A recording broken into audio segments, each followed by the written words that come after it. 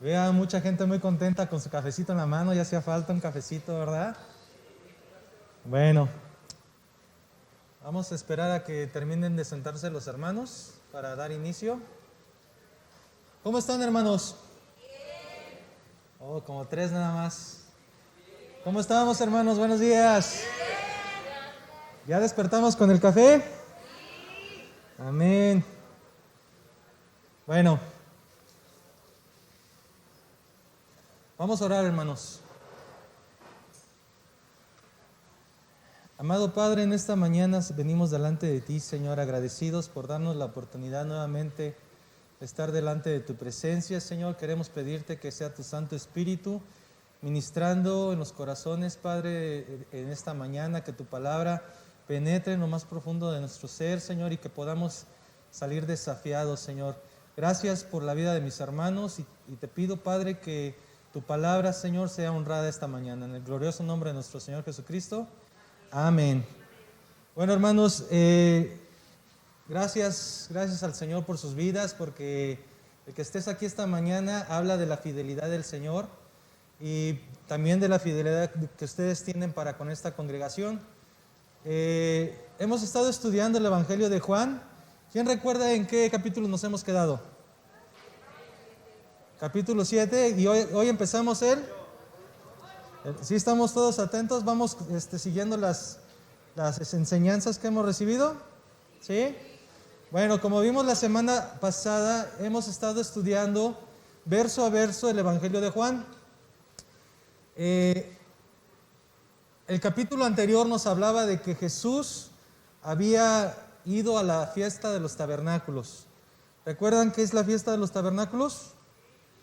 Era una fiesta que año con año llevaban los israelíes para recordar el cuidado que Dios había tenido con ellos en su travesía por el desierto. Ellos armaban tienditas y ahí pasaban 7 días en los cuales ellos recordaban precisamente estas cosas que Dios había hecho con ellos, ¿verdad? Jesús, como buen israelí, también se presentó a la fiesta de los tabernáculos. Y vimos las semanas pasadas que Jesús nunca deja a nadie indiferente.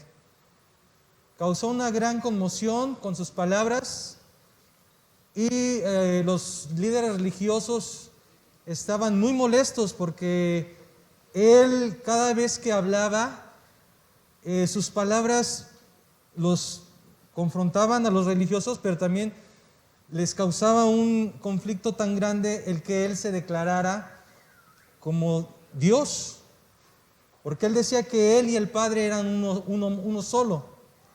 Entonces, para los israelíes esto era algo muy difícil de comprender, era algo que causaba mucho conflicto y divisiones.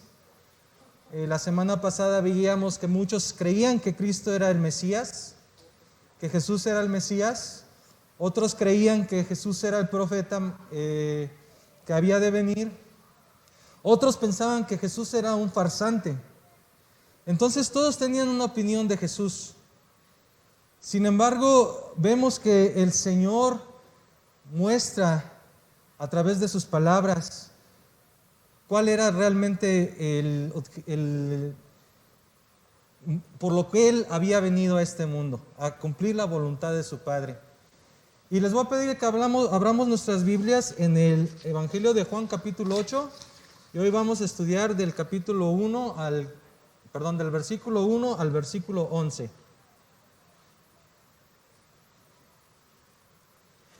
Dice así la palabra del Señor. Y Jesús se fue al monte de los olivos, y por la mañana volvió al templo, y todo el pueblo vino a él, y sentado él, les enseñaba. Entonces los escribas y los fariseos le trajeron a una mujer sorprendida en adulterio, y poniéndole en medio le dijeron: Maestro, esta mujer ha sido sorprendida en el acto mismo de adulterio, y en la ley nos mandó Moisés apedrear a tales mujeres. ¿Tú pues qué dices? Mas esto decían tentándole para poder acusarle. Pero Jesús inclinado hacia el suelo, escribía en tierra con el dedo. Y como insistieron en preguntarle, se enderezó y les dijo: el que de vosotros esté sin pecado, sea el primero en arrojar la piedra contra ella. E inclinándose de nuevo hacia el suelo, siguió escribiendo en tierra. Pero ellos, al oír esto, acusados por su conciencia, salían uno a uno, comenzando desde los más viejos hasta los postreros. Y quedó solo Jesús y la mujer que estaba en medio. Enderezándose Jesús y no viendo a nadie sino a la mujer, le dijo: mujer, ¿dónde están los que te acusaban? ¿Ninguno te condenó? Ella dijo: ninguno, Señor. Entonces Jesús le dijo: ni yo te condeno. Vete y no peques más.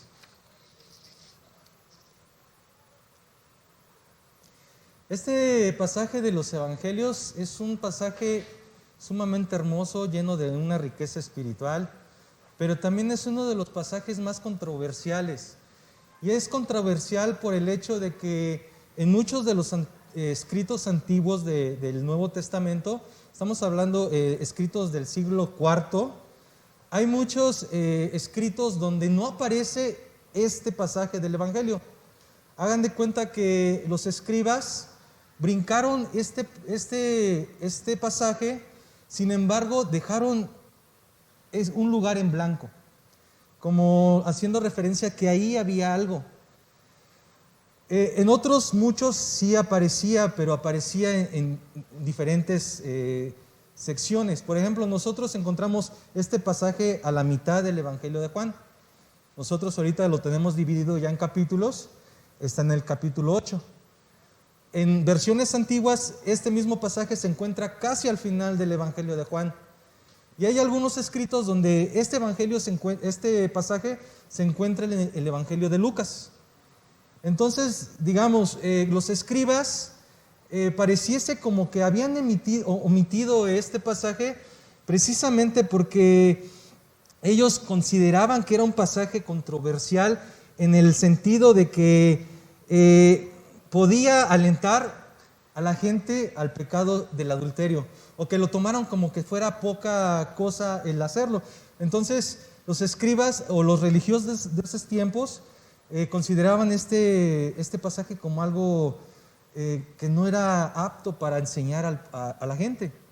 Sin embargo, gracias al Espíritu Santo, cuando la Biblia es conformada, cuando el canon de la Biblia es conformada, se incorpora este pasaje a los evangelios y sin dudar alguna es un pasaje que realmente muchos conocen, inclusive muchos citan estas palabras de Jesús, ¿no? El de, inclusive si no son creyentes, el que esté libre de pecado, ¿qué dicen? Que arroje la primera piedra.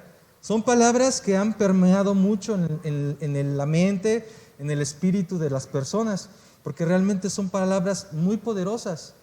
Y lo que vemos en este pasaje de la Biblia, precisamente es ese deseo de los fariseos y de los escribas por acabar con Jesús. Ya lo habíamos visto en los capítulos anteriores, que ellos tenían ese deseo de acabar con Él, ¿no? De inclusive matarle. En el capítulo anterior vemos que inclusive ellos mandan guardias a apresar a Jesús, y que cuando los guardias regresan con ellos le dicen: ¿y por qué no lo traes? ¿Por qué no lo trajeron? Porque a eso habían ido, a apresar a Jesús. ¿Y qué le dicen los guardias? Es que ningún hombre ha hablado como este hombre. Ellos también estaban impresionados de lo que el Señor hablaba. Y todavía los religiosos acusan a estos hombres de decirles: ustedes también ya han creído en este falso profeta, como ellos lo consideraban. Versículo 1 dice: y Jesús se fue al monte de los olivos. Es muy interesante ver que el monte de los olivos era un lugar para el Señor muy, muy importante. En ese lugar Él se apartaba para tener un tiempo de comunión siempre con el Padre.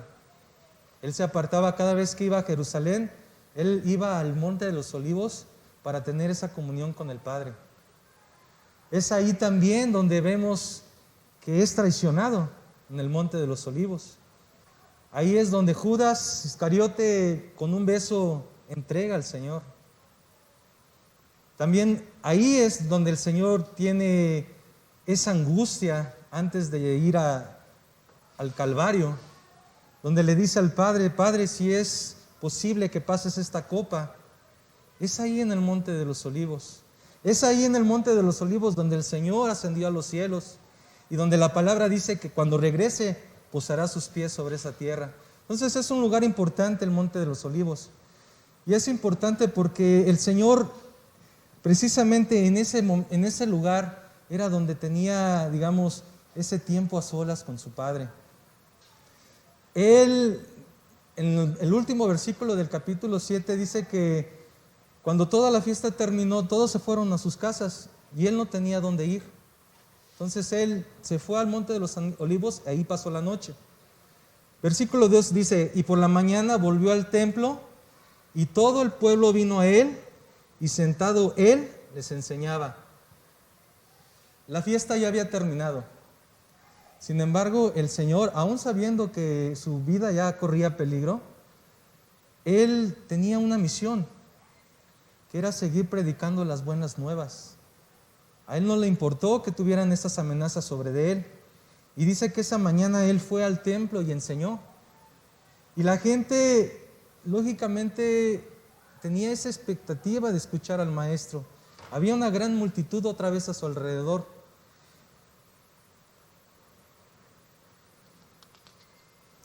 Los líderes religiosos están buscando la manera de echarle mano a Jesús. Y precisamente en este pasaje vamos a ver que ellos están inclusive maquinando cómo hacer para que Jesús pudiera caer, ¿no?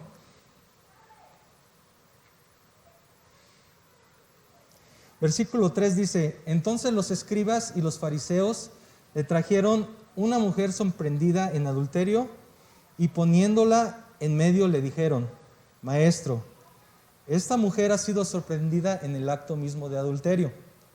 Vamos a parar ahí, hermanos. Vemos que sus maquinaciones están llenas de un odio generado por los celos que tenían por Jesús. A ellos no les importaba, estaban interrumpiendo la enseñanza que estaba dando al maestro. Ahora, cuando yo estaba meditando en estos pasajes de la Biblia, yo me ponía a pensar: ¿cómo es posible que precisamente en ese momento en el que el Señor estaba enseñando, ellos hubieran podido encontrar a una mujer y poderla haber llevado delante de Jesús para acusarla? Y sin dudar alguna, ¿verdad?, la maldad de estos hombres, ese odio tan grande que tenían contra el Señor, es probable que hayan planeado todo esto, ¿no? Que a lo mejor sabían de alguna situación entre una mujer y algún hombre, ¿verdad? Y a lo mejor convenciendo al hombre hayan podido agarrar a esta mujer. O sea, pudieron haber maquinado muchas cosas para llevar este caso delante del Señor. Y es que vamos a analizar esta mañana, precisamente la escena tuvo que haber sido algo realmente muy triste. Yo me imagino a estos hombres arrastrando a la pobre mujer. Probablemente iba hasta semidesnuda, porque dice el pasaje que la habían encontrado en el acto mismo del adulterio. Humillada, golpeada, escupida, porque los religiosos de esa época realmente eran personas que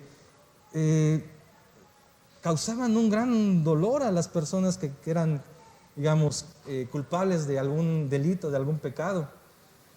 Y ustedes pueden imaginarse esa escena donde la mujer es tirada delante del Señor, interrumpiendo su enseñanza. Estos hombres realmente tenían un odio realmente muy intenso que los llevaba a estar maquinando cosas para tratar de inculpar al Señor. Y realmente el plan que habían ideado era un plan realmente ingenioso y que realmente le presentaban un dilema muy grande al Señor, porque le estaban presentando un caso comprobado de adulterio. Y como vamos a ver ahorita en los siguientes versículos, dice: entonces los escribas y fariseos le trajeron una mujer sorprendida en adulterio y poniéndola en medio, le acusaron delante del Señor. Esta mujer es culpable de adulterio, la hemos encontrado infragante. Estos hombres no tenían ningún reparo en utilizar a esta pobre mujer como carnaza humana. O sea, ellos realmente no tenían ningún sentimiento hacia los demás, ellos solamente querían acabar con Jesús. Recordamos en el capítulo 5 cuando el Señor hace el milagro de levantar al paralítico de 38 años que estaba prostrado. Vemos que los fariseos ni siquiera tuvieron algo de alegría por lo que acababan de presenciar, sino que ellos atacaron al Señor porque el Señor lo había hecho en día sábado, en vez de haber tenido un sentimiento de gozo por haber visto a este hombre recuperarse de tan penosa situación en la que vivía. A ellos no les importaban los demás.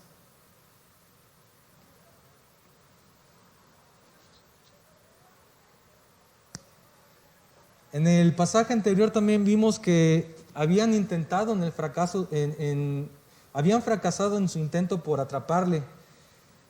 Pero sin embargo, en esta ocasión lo que querían ellos era desacreditar al Señor. Querían desacreditarlo, y el caso que le estaban presentando precisamente tenía este tipo de circunstancia en el cual si el Señor tomaba una postura, o sería desacreditado o sería hasta cierta manera acusado, como vamos a ver. Dice versículo 5: y en la ley nos mandó Moisés apedrear a tales mujeres. ¿Tú pues qué dices? Mas esto decían tentándole para poder acusarle. Pero Jesús, inclinado hacia el suelo, escribía en tierra con el dedo. Entonces vemos que la trampa en sí era muy astuta. Por un lado, ellos estaban esperando la respuesta que Jesús diera. Si el Señor decía que la mujer era culpable y que tenía que ser apedreada, eso iba a hacer que Jesús quedara delante de los demás como que no tenía misericordia, cuando Él había mostrado a través de todo su ministerio la gran misericordia que sentía por los demás. Por el otro lado, si Él decía que no la apedrearan, que la apedrearan, también se hacía culpable de ser como sedicioso ante los romanos. O sea, quiere decir que si ellos hubieran apedreado a esa mujer y hubiera muerto, esto le hubiera dado a los líderes religiosos acusarle frente a los romanos de sedición. O sea que los romanos en ese momento prohibían, ellos controlaban el reino, y ellos prohibían que hubiesen muertes a manos de las leyes de ellos. Ellos tenían que pasar por un juicio. Entonces, si el Señor acusaba a esta mujer y era apedreada, entonces esto iba a suceder. Por otro lado, si Él no hacía cumplir la ley, también quedaría como que a Él no le importaba la ley de Moisés. Entonces, en cualquiera de las dos causas, el Señor iba a quedar mal parado. Entonces sí, era una trampa muy astuta por parte de los fariseos. Pero lo que ellos no contaban es que delante de ellos estaba el Hijo de Dios, ¿verdad? Ellos no contaban que precisamente, dice Job 5:13, aquel que prende a los sabios en la astucia de ellos y frustra los designios de los perversos. El Señor sabía que las intenciones de estos hombres eran perversas, que querían acusarle. Deuteronomio 22:22 nos dice, si un hombre es sorprendido durmiendo con la esposa de otro, los dos morirán, tanto el hombre que se acostó con ella como la mujer. Así extirparás el mal que hay en medio de Israel. Entonces vemos que era una situación realmente complicada. El Señor dice que se inclinó y empezó a escribir con el dedo en la tierra. O sea, Él guardó silencio, Él no quiso contestarles, Él no les quiso dar una respuesta inmediata. Muchos han tomado este momento en el que el Señor escribe y han especulado de qué era lo que Él estaba escribiendo. Muchos piensan que probablemente escribía los pecados de las personas que estaban alrededor. Otros piensan que el Señor estaba escribiendo los 10 mandamientos. Realmente no dice la palabra, así que es pura especulación. Pero sin duda ese momento es un momento crucial, porque el Señor sabiamente no responde a las implicaciones que estaban llevándole estos religiosos. Y sin embargo, dice en el versículo 7, y como insistieron en preguntarle, o sea, estos hombres iban realmente con la intención de acabar con el Señor. Habían planeado todo esto con el único objetivo de que el Señor quedara mal parado y pudieran apresarle. Y como insistieron en preguntarle, se enderezó y les dijo. Entonces ya el Señor tomó una postura, se levanta. Dice, el que de vosotros esté sin pecado, sea el primero en arrojar la piedra contra ella. E inclinándose nuevamente hacia el suelo, siguió escribiendo en tierra. Entonces el Señor ya vemos que se levanta y les da estas palabras: el que esté usted libre de pecado, que arroje la primera piedra. Y nuevamente se inclina y sigue escribiendo en el piso. Es un momento crucial en este pasaje, porque es un momento en donde el Señor confronta a estos hombres con su conciencia. Yo me imagino ese momento en el que el Señor está escribiendo en el piso, cómo de pronto hubo un silencio sepulcral en ese lugar. Cuando antes todos gritaban que apedrearan a esta mujer, cuando minutos atrás la turba se agolpaba contra el Señor queriendo una respuesta. Y en ese momento me imagino un silencio completo alrededor, ¿no? Porque las palabras del Señor confrontaron a estos hombres con su propia conciencia. El que esté libre de pecado, que tire la primera piedra. Y estos hombres, al confrontarse con su propia conciencia, pues lógicamente que no estaban bien parados. Estos hombres estaban respirando un odio contra el Señor. Ellos querían matarle. Ellos eran culpables del pecado de asesinato. Ellos querían matar al Señor. Y es interesante ver cómo Jesús se rehúsa a servirles a ellos como un juez, en un caso que ya estaba estipulada la pena. O sea, la mujer tenía que morir bajo las leyes de los israelitas. Ella acababa de cometer el acto mismo de adulterio. Hay pecados que en la ley de Moisés que eran merecitorios de la muerte, entre ellos el adulterio, el asesinato, la idolatría. Ellos sabían que una persona que era acusada de esos cargos moriría. Y el Señor no se presta a ser juez de este caso, ¿verdad? Él dejó claro cuál era la sentencia. Sin embargo, ante sus opositores, Él mostró lo que realmente era un juicio justo. Porque ellos no estaban juzgando con justicia realmente. Ellos lo que estaban haciendo era querer atrapar al Señor. Tal vez utilizaron a esta mujer. Ahora, historiadores dicen que esta ley del adulterio, como hoy en día, realmente ya no era tan grave. O sea, ya no se llevaba a la práctica el matar a las mujeres ni al hombre. O sea, realmente la ley ya había sido hasta cierta manera pues suavizada. Pero estos hombres querían que el Señor diera su postura. O sea, realmente muestran su gran hipocresía y todavía le dicen, maestro.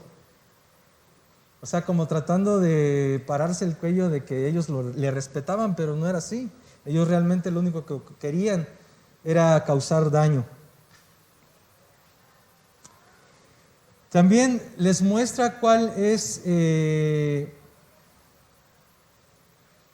las cualidades de un juicio justo. Primero les dice que es necesario que los acusadores también sean inocentes. O sea, ellos no eran inocentes y sin embargo estaban acusando a esta mujer.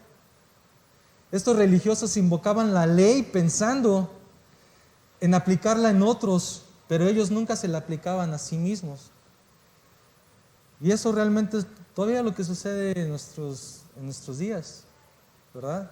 Buscamos siempre aplicar la ley a los demás, pero que no pase por nosotros. Y eso es lo que estaban haciendo los religiosos. También vemos cómo el Señor de pronto desvía la mirada hacia la mujer. O sea, todos estaban con la mirada hacia la mujer que había cometido esto, pero de pronto el Señor magistralmente hace que las miradas se vayan hacia las personas que estaban alrededor. El Señor los confronta. Otra característica de un juicio justo es que no se debe de juzgar haciendo acepción de personas.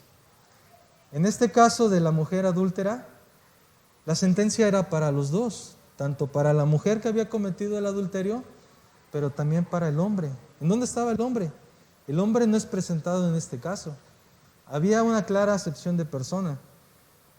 Como les digo, yo no sé si a lo mejor los fariseos se habían puesto de acuerdo con el hombre para poder agarrar a esta mujer en el acto. No estaba haciendo un juicio justo realmente. En Levíticos 20:10 precisamente dice la pena que debían de llevar estas personas que fueran culpables de adulterio. Dice que la mujer tenía que ser muerte a pedrada, y el hombre tenía que ser ahorcado. Pero sin embargo no vemos que el hombre aparezca aquí, lo que habla claramente de que había algo muy turbio en esta situación que presentaban los fariseos y los escribas. Y vemos con frecuencia cómo la sociedad aplica estos distintos niveles de severidad. Vemos que muchas veces, o vimos, ¿verdad? Porque ahorita con la nueva ideología de género las cosas también han ido cambiando. Pero recordamos en años anteriores que veíamos que, por ejemplo, en el caso del adulterio, en una mujer sí era algo así como muy mal visto, ¿verdad? Una mujer que había sido culpada de adulterio, realmente entre la sociedad quedaba mal, pero no así con los hombres. Inclusive a los hombres se les incentivaba para que practicaran esto, ¿no? Entre más mujeres tuviera un hombre, ¿qué decía la sociedad? Pues mejor, ¿no? Se veía como más hombre, más macho. Entonces vemos que la sociedad siempre ha hecho una diferencia muy grande. Y es lo mismo que estaban haciendo estos fariseos. También vemos que en el juicio, todas las personas, en el juicio divino, todas las personas serán juzgadas. No solamente los que hayan cometido pecados groseros, sino que todos seremos juzgados delante de Dios. Y todos los pecados serán juzgados, tanto los más graves como los más, los más suavecitos, ¿no? Todo pecado es juzgado delante de Dios. Y estos hombres tenían que aprender eso, porque ellos hasta cierta manera como que se sentían escudados por esa capa de religiosidad con la que vivían. Ellos pensaban que para ellos no iba a haber condenación, porque ellos conocían a Dios supuestamente. Ellos seguían las leyes y supuestamente las llevaban a cabo, pero la realidad es que no era así. Ellos pensaban que el juicio solamente era sobre aquellos que los pecados realmente eran notorios, ¿no? Como los publicanos que cobraban los impuestos. Para ellos eran personas que el juicio divino tenía que caer sobre ellos. O como las prostitutas, ¿no? Ellos también, las prostitutas, para ellos eran personas que no tenían ningún valor y a las cuales el juicio de Dios tendría que caer sobre ellos. Los idólatras de la misma manera. Entonces vemos que ellos eran de ese tipo de personas que pensaban como hoy en día, y no sé si ustedes lo han escuchado, yo creo que sí, ¿no? que como no han matado a nadie, como no han causado, digamos, un daño grave a alguien, ellos piensan que no son dignos de un juicio. ¿Verdad? Si no hemos escuchado, no, pues yo estoy bien con Dios, yo no le hago daño a nadie, yo no he matado a nadie, yo no le robo a nadie. Pero sin embargo, delante de Dios, la palabra nos muestra que todos somos culpables. Romanos 3:23, por cuanto todos pecaron y todos están destituidos de la gloria de Dios. Entonces, en este sentido, ellos no podían entender esto. Ellos pensaban que porque vestían sus capas religiosas, de religiosidad, ellos tenían, digamos, hasta cierta manera ese sentimiento de que ellos no serían enjuiciados, no irían a juicio. Pero como vemos, para el Señor es tan grave el pecado del adulterio, de un asesinato, como lo es la mentira, como es el que miente, la codicia. Para el Señor todos los pecados, digamos, son iguales, son pecado. Y ellos no lo podían ver así, de esa manera. Versículo 9 dice, pero ellos al oír esto, acusados por su conciencia, salían uno a uno, comenzando desde los más viejos hasta los postreros, y quedó solo Jesús y la mujer que estaba en medio. Entonces vemos que siendo acusados por su conciencia, el silencio que se vivió en ese momento ha de haber sido realmente un grito para ellos dentro de sí. Sabían que eran culpables. El Señor les había mostrado su pecado. Y claro que a ningún hombre nos gusta que nuestro pecado sea expuesto. ¿Y qué es lo que hace cuando un hombre se siente expuesto? Pues lo más fácil es huir. Y es lo que estos hombres hacen. Estos hombres saben que son culpables delante del Señor. Pareciera que sus vidas son como libros abiertos delante de Jesús. Y ellos, ¿qué hacen? No pueden soportar esa sensación de que el Señor puede ver lo que han hecho. Y dice que se empiezan a retirar desde el más viejo hasta el más postrero, o sea, hasta el más joven. ¿Y esto por qué, hermanos? Yo me ponía a pensar, ¿por qué es que nos detalla ahí precisamente que fueron yéndose del más viejo al más postrero? Y es que, hermanos, entre más años tengamos, pues más vamos como acumulando, ¿verdad? Culpas. Más vamos acumulando experiencias negativas, experiencias de pecado. Y aunque el Señor nos ha perdonado, esas experiencias viven en nosotros. Y es por eso que yo veo a estos hombres, los más viejos, reconociendo su pecado, y no solamente su pecado en ese momento, sino que han llevado una vida de pecado. Y vemos que van yéndose. Y de pronto queda la mujer tirada al suelo y Jesús. Qué cosa tan hermosa, hermanos. ¿Dónde estaban sus acusadores? Ahora vamos a ponernos un poquito en los zapatos de esta mujer. Esta mujer había sido sorprendida en el acto mismo. Era culpable. El Señor jamás la negó que haya sido culpable. Esta mujer, cuando era arrastrada hacia el Señor, ella sabía que su vida corría en peligro, que era muy probable que no fuera a pasar de esa situación. Todos los pensamientos en la mente de esta mujer en ese momento han de haber sido realmente dolorosos, porque sabía que probablemente su vida iba a llegar al fin y de una manera deshonrosa.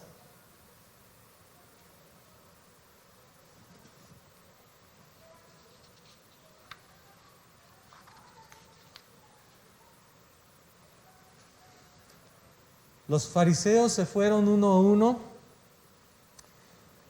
y ellos habían llegado a ese lugar pensando que su plan iba a ser un éxito.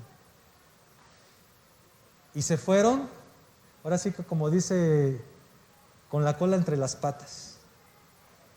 Ellos querían atrapar a Jesús, sin embargo, ellos mismos quedaron atrapados y avergonzados. También vemos, por ejemplo, en el Evangelio de Mateo, capítulo 22, del versículo 15 al 22, que también ya le habían tratado de hacer otra trampa al Señor, ¿no?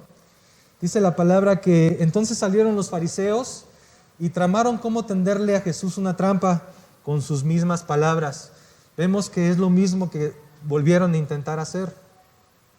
Dice, enviaron a algunos de sus discípulos junto con los herodianos, los cuales le dijeron, Maestro, sabemos que eres un hombre íntegro y que enseñas el camino de Dios de acuerdo con la verdad.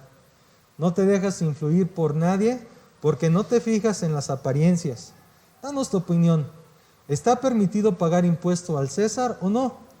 Y conociendo sus malas intenciones, Jesús replicó, hipócritas, ¿por qué me tienden trampas? Muéstrenme la moneda para el impuesto. Y se la enseñaron. ¿De quién es esta imagen y esta inscripción? Les preguntó. Del César. Respondieron. Entonces, denle al César lo que es del César y a Dios lo que es de Dios. Y al oír esto se quedaron asombrados, así que lo dejaron y se fueron. Entonces vemos que buscaban de todas maneras atrapar al Señor y siempre salían humillados. Porque el Señor, lógicamente, conocía sus pensamientos, el Señor conocía las intenciones de sus corazones.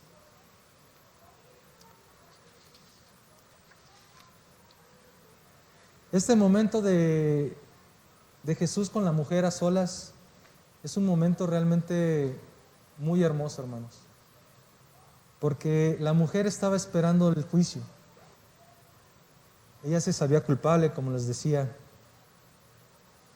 La mujer no trata de excusarse delante del Señor, ella no trata de decirle, no, es que mi marido me maltrataba, no, ella sabía que era culpable. No puso excusas delante de él. Me imagino a la mujer avergonzada, llorando, con la voz entrecortada por las emociones que estaba viviendo. Y de pronto ve que los que la acusaban no estaban y voltea a ver al Señor.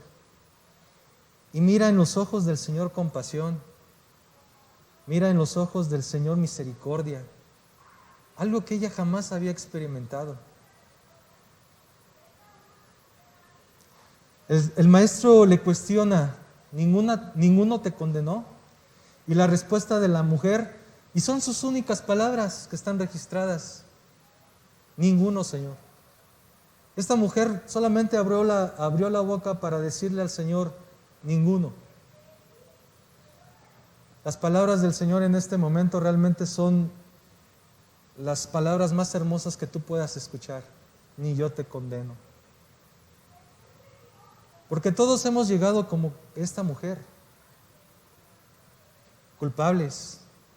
Culpables tal vez no de adulterio, pero sí de otras muchas cosas. Y estando solos con el Señor te voltea a ver, ¿verdad? Y te dice, yo no te condeno. Juan 3:17 dice, porque no envió Dios a su Hijo al mundo para condenar al mundo, sino para que el mundo sea salvo por él. Estas palabras de ni yo te condeno, realmente podemos ver la gracia y la misericordia del Señor, que realmente es algo sublime, hermanos. Nos ha dejado ver el corazón del Señor, un corazón compasivo para el hombre pecador. Ahora muchos cuando leen este pasaje, ¿verdad?, podrían pensar que Jesús fue muy permisivo con el pecado de esta mujer. Como si el pecado no hubiese sido realmente algo que el Señor tomara en cuenta. Y muchos se pueden preguntar, entonces, ¿dónde queda la justicia divina? O sea, si esta mujer era culpable, pareciese como si el ni yo te condeno no le hubiera costado nada al Señor. Pero como vamos a ver a través de este Evangelio de Juan, el precio que el Señor pagó para estas palabras de ni yo te condeno realmente es un precio demasiado alto. Fue el precio, primeramente, de recibir el castigo por parte de los romanos. Cada latigazo, cada golpe que Él recibió, cada humillación, cada escupida.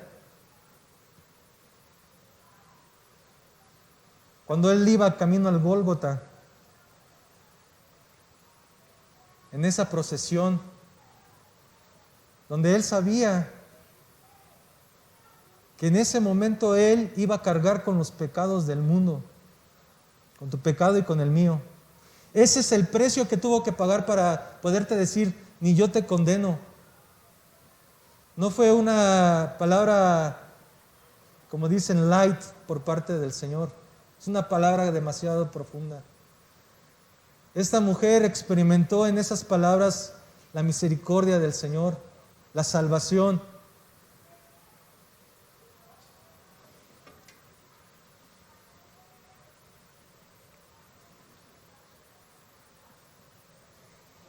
Ella dijo, versículo 11, ninguno, Señor. Entonces Jesús le dijo, ni yo te condeno, vete y no peques más. El Señor le dice, ni yo te condeno, vete y no peques más. Estas palabras de vete y no peques más es el proceso de santificación que cada creyente debe de experimentar en su vida. Porque si llegamos como esta mujer culpables delante del Señor, acusados por nuestra conciencia. Y el Señor nos dice, ni yo te condeno, porque Él no vino a este mundo a condenar al mundo, sino para que podamos tener vida a través de Él.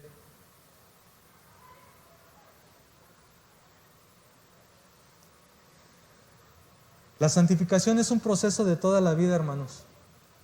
Es un proceso que solamente puede ser realizado cuando uno ha creído en el Señor Jesucristo.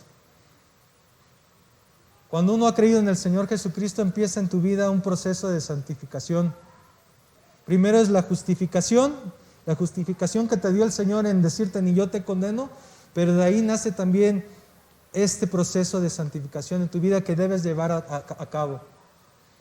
Y no es algo que por tus fuerzas puedas hacer. Es algo que el Espíritu Santo debe de ir trabajando en tu vida. Vete y no peques más. Es interesante ver que muchos estudiosos de la Biblia creen, porque no es tampoco algo que estén seguros, es especulación. ¿Creen que esta mujer es la misma que con lágrimas en los ojos enjugó sus pies con sus cabellos y lo untó del perfume de alabastro? Esta mujer sin duda tuvo que haber experimentado en ese momento algo tan grande en su vida, porque no solamente había sido exonerada del el peso de la condenación que iba a llevar encima, iba a ser muerta a pedradas, si es que así lo condenaba. Pero el Señor la había perdonado y en ella, en ese momento empezó un cambio. No sabemos quién era esta mujer realmente. Como les digo, muchos piensan que es la misma mujer que se humilló delante del Señor. Esta mujer sin duda tuvo que haber pagado las consecuencias de su pecado también, porque no creo que su matrimonio haya quedado después de esto bien. Es probablemente que haya habido una separación. Su misma familia probablemente le haya dado la espalda después de esto. La sociedad sin duda iba a ser señalada por el resto de su vida. Pero sin embargo, aquí vemos cómo la gracia del Señor levanta a esta mujer. Y es esa misma gracia la que te ha levantado a ti, hermano. Es esa misma gracia que experimentó esta mujer, que en el momento que el Señor le dijo, ni yo te culpo, esa gracia la liberó, hermanos.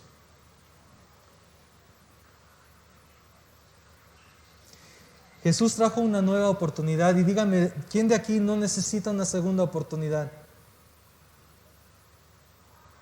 ¿Quién de aquí no ha tenido ese sentimiento de volver a empezar? Y el Señor es lo que quiere hacer esta mañana. Quiere darte un nuevo comienzo, una nueva vida.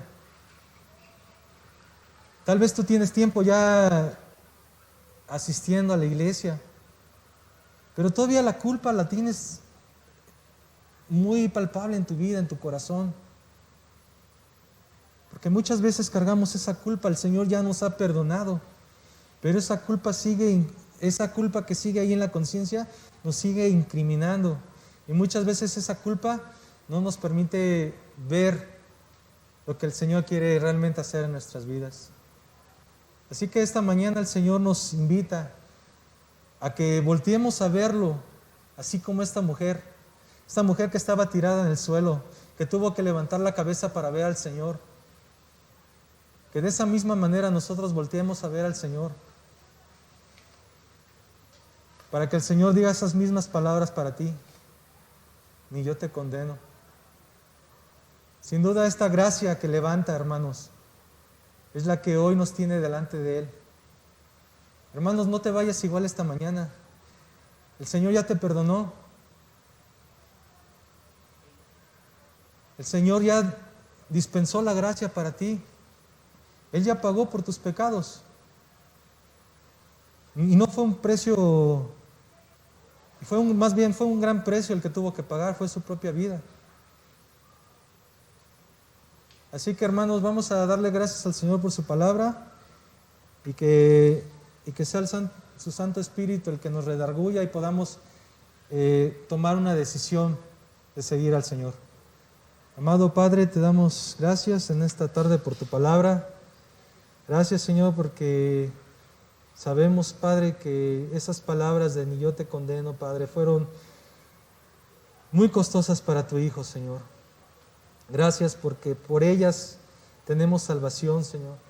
Gracias que por ellas, Señor, podemos voltear a verte, Señor, y pedirte, Padre, que sigas obrando en nuestras vidas, Señor. Que ese proceso de santificación que nos invita, Señor, podamos seguir adelante, Padre bendito.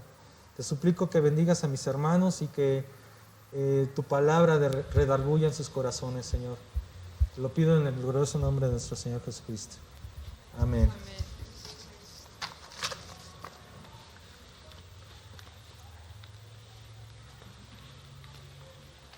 Gracias, Fer. Bueno, seguimos con el servicio, hermanos.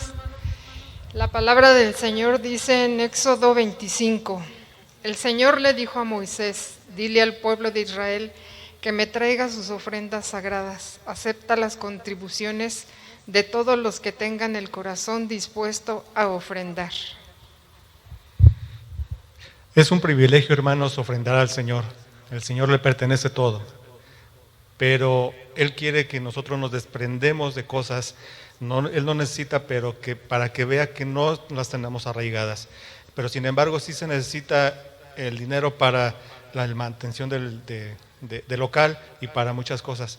Así que, hermanos, les animo que ofrenden generosamente, alegremente, que no sea un motivo que digan: voy a dar esto, pero híjole, me va a hacer falta. No, el Señor siempre suple todas las necesidades. Así que vamos a orar, hermanos.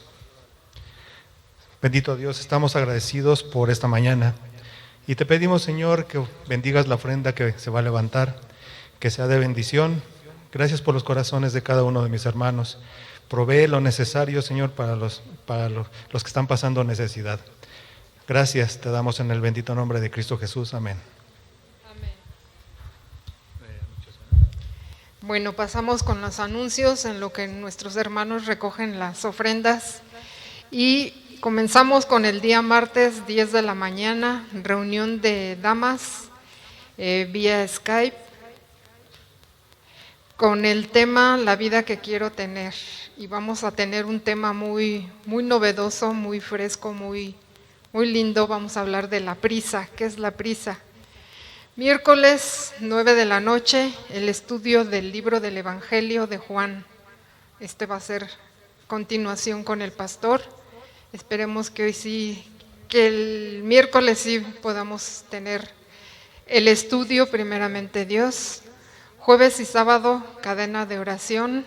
Seguimos con nuestra hermana Ana, que ella fielmente ha seguido llevando este ministerio. Sábado, reunión de damas aquí presencial, aquí en las instalaciones, a la par Fortaleza Kids, Escuela de Música 12:30 y los adolescentes van a tener una actividad junto con los hermanos de Palabra de Vida. Entonces se van a reunir aquí a las 2:30 de la tarde.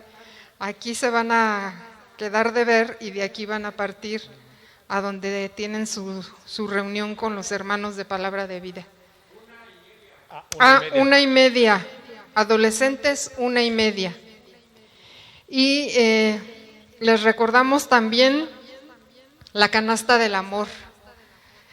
Cada vez ha habido más personas bendecidas con este ministerio. Gracias hermanos, gracias hermanas por sus contribuciones con la canasta del amor.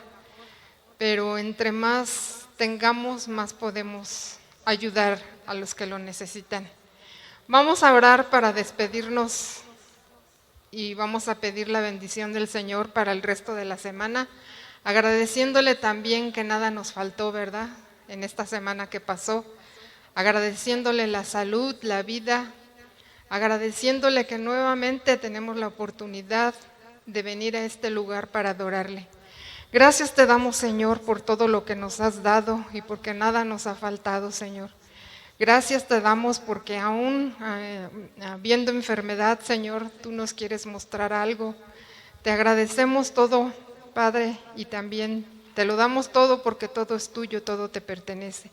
Señor, te pido que mis hermanos, que todos estemos en el mismo sentir en este día por lo que se festeja, Señor.